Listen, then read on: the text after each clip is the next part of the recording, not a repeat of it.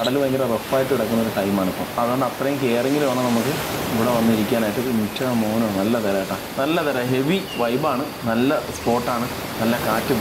ശരിക്കും പറഞ്ഞാൽ നമുക്ക് വൈകുന്നേരങ്ങളിൽ ഇവിടെ വന്നിരുന്ന് അടിച്ചു പൊളിക്കാൻ ഇതേപോലൊരു സ്ഥലം വേറെ ഉണ്ടാവില്ല. നമ്മുടെ 3 ഭാഗവും കടലാണ്, ഒരു സൈഡ് കരയാണ്.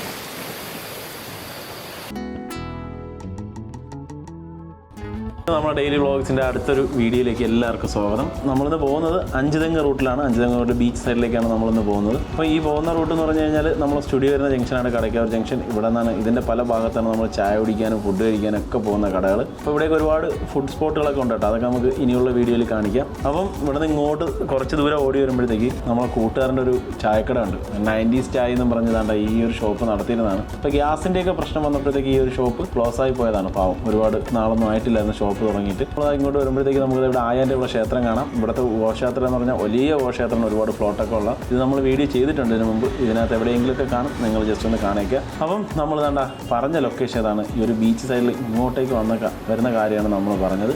ഇതെന്ന് പറഞ്ഞു കഴിഞ്ഞാൽ കടൽക്ഷോഭം കാരണം കുറച്ച് കടലിൻ്റെ തിരയുടെ ശക്തി കുറയ്ക്കാനായിട്ട് ഉള്ളിലോട്ട് കുറച്ച് പാറ ഇട്ടിരിക്കുന്ന ഒരു ഭാഗമാണ്. അതിലേക്ക് കൂടെ ഇങ്ങനെ നടന്ന് നമുക്ക് അകത്തേക്ക് കയറി പോകാൻ പറ്റും. അപ്പോൾ ഇതിനകത്ത് വരുന്നത് ഭയങ്കര ഡേഞ്ചറാണ്. കല്ലിൻ്റെ ഇടയിലൊക്കെ നമ്മുടെ കാലൊക്കെ ആവാതെയൊക്കെ നോക്കി ശ്രദ്ധിച്ച് വേണം പോകാനായിട്ട്. ഇവിടെ ഒരുപാട് പേര് നമുക്ക് ഇങ്ങനെ സൈഡിലൊക്കെ ഒന്ന് മീൻ പിടിക്കുന്ന ആൾക്കാരൊക്കെ കാണാൻ പറ്റും. ഇങ്ങോട്ട് എൻട്രി ഉണ്ടോ അതോ എങ്ങനെയാണെന്നുള്ള കാര്യം എനിക്ക് അറിയത്തില്ല. എങ്കിലും നമുക്ക് വൈകുന്നേരങ്ങളിലൊക്കെ ഒന്ന് വൈബടിക്കാൻ പറ്റിയ ഒരു സ്ഥലമാണ്. അടിപൊളിയായിട്ടൊരു സൺസെറ്റൊക്കെ കണ്ട് കടൽ, നമ്മളെ 3 ഭാഗത്തും കടലായിരിക്കും, ഒരു സൈഡ് കരയായിരിക്കും. അപ്പോൾ കുറച്ച് ഇത്രയും ദൂരം നമുക്ക് ഉള്ളിലോട്ട് നടന്നു പോകാം, കുറേ അങ്ങ് നടന്നു പോകാനായിട്ട് സാധിക്കും. അപ്പം ഇന്നിപ്പോൾ ഈവനിങ് മഴക്കോളൊക്കെ ഉള്ളതുകൊണ്ടാണ് ആരെയും കാണാത്തത്.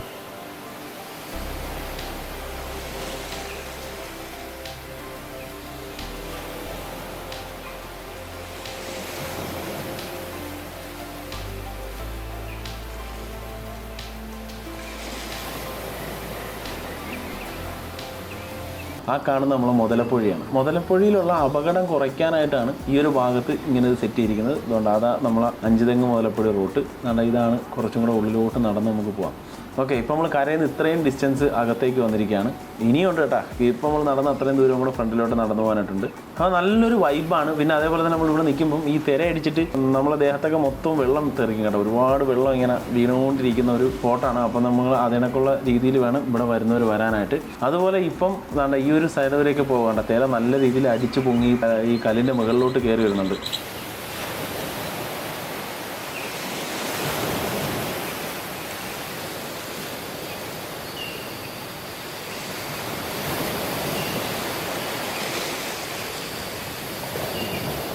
കടൽ ഭയങ്കര റഫായിട്ട് കിടക്കുന്ന ഒരു ടൈമാണ് ഇപ്പം. അതുകൊണ്ട് അത്രയും കെയറിങ്ങിൽ വേണം നമുക്ക് ഇവിടെ വന്നിരിക്കാനായിട്ട്. മിക്ക മോനോ നല്ല തരാട്ടാ, നല്ല തരാം, ഹെവി വൈബാണ്, നല്ല സ്പോട്ടാണ്, നല്ല കാറ്റും.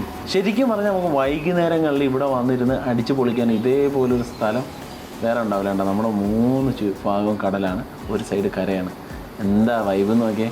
ഓക്കെ, കുറച്ചുകൂടെ ഫ്രണ്ടിലോട്ട് പോയാൽ കുറച്ചുകൂടെ അടിപൊളിയായിരുന്നു, പക്ഷേ നമുക്ക് അങ്ങോട്ടേക്ക് പോകാൻ പറ്റത്തില്ല.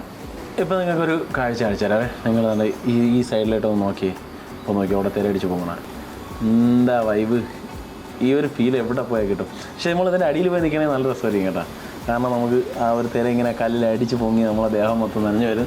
കാരണം ഇപ്പോൾ ഈ ഒരു സമയത്ത് ഞാനിവിടെ ഒറ്റയ്ക്കുള്ള പോലെ കടൽ ഭയങ്കര റഫാണ്. അപ്പം ഇവിടെ ആൾക്കാരൊക്കെ പ്രശ്നം ഉണ്ടാക്കും. അതുകൊണ്ടാണ് ഞാൻ അങ്ങോട്ട് പോകാത്തത്. കയറി വന്നപ്പോഴേ എന്നോട് പറഞ്ഞായിരുന്നു ഉള്ളിലോട്ടൊന്നും കയറി പോകരുത്, ആ ഒരു പായൽ കിടക്കുന്നതിൻ്റെ അതുവരെയൊക്കെ പോകാമെന്ന് ഇവിടെയുള്ള നാട്ടുകാർ പറഞ്ഞ് നമ്മൾ കേട്ടില്ലെന്നുണ്ടെങ്കിൽ എന്തെങ്കിലും വന്നു കഴിഞ്ഞാലേ ആകെ വിഷയമാവും.